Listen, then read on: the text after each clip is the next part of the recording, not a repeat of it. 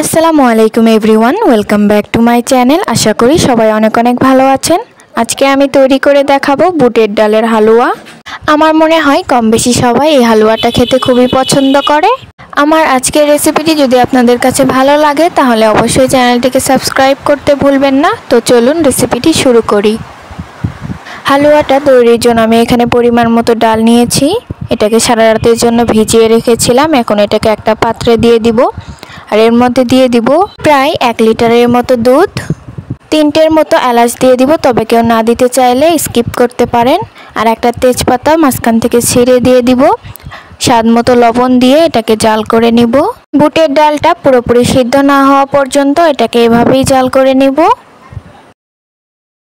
আমার বুটের ডালগুলো সেদ্ধ করে নেওয়া হয়ে গিয়েছে। এখন এগুলোকে ব্লেন্ড করে নিব। তার জন্য আমি এখানে একটা ব্লেন্ডারের জার নিয়ে নিয়েছি। এবার বুটের ডালগুলোকে আমি জারের মধ্যে দিয়ে দিব।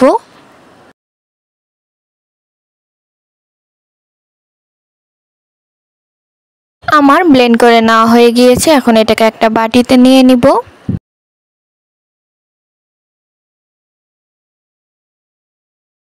হালুয়াটা তৈরির জন্য আমি একটা কড়াইতে পরিমাণ মতো ঘি দিয়ে দিচ্ছি। হালকা আঁচে ঘিটাকে গরম করে নিয়ে এর মধ্যে দিয়ে দিতে হবে ডালের পেস্ট।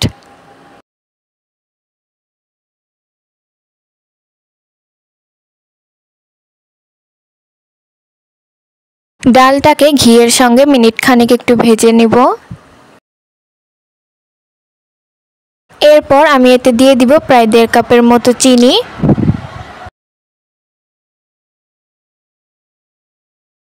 এখন চিনির সঙ্গে হালুয়াটাকে মিশিয়ে নিব। চিনির সাথে হালুয়াটা মেশানোর পরে হালুয়াটা একটু লিকুইডি হয়ে যাবে। এইভাবেই অনবরত নাড়তে হবে। এখন আমি এর মধ্যে সামান্য একটু জর্দার রং পানিতে গুলিয়ে রেখেছিলাম, সেটা কয়েক ফোঁটা দিয়ে দিলাম।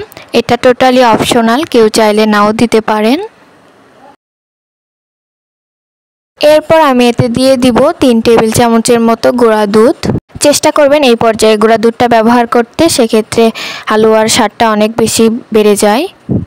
তবে যদি হাতের কাছে গুঁড়া দুধটা না থাকে অথবা কেউ যদি না দিতে চান সেক্ষেত্রে না দিলেও হবে। এরই মধ্যে আমার হালুয়াটা অলমোস্ট হয়ে গিয়েছে।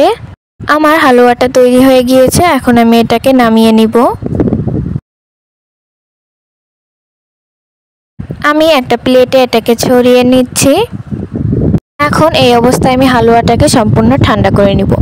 ঠান্ডা করার পর আমি হালুয়াটাকে নিজের পছন্দ মতো কেটে নিব। তৈরি হয়ে গেল খুবই সহজ ঝটপট বুটের ডালের হালুয়া। আমার আজকের ভিডিওটি কেমন হয়েছে কমেন্টে জানাতে ভুলবেন না। ভিডিওটি ভালো লাগলে চ্যানেলটিকে সাবস্ক্রাইব করে দিবেন। এতক্ষণ পর্যন্ত আমার পাশে থাকার জন্য সবাইকে অসংখ্য ধন্যবাদ।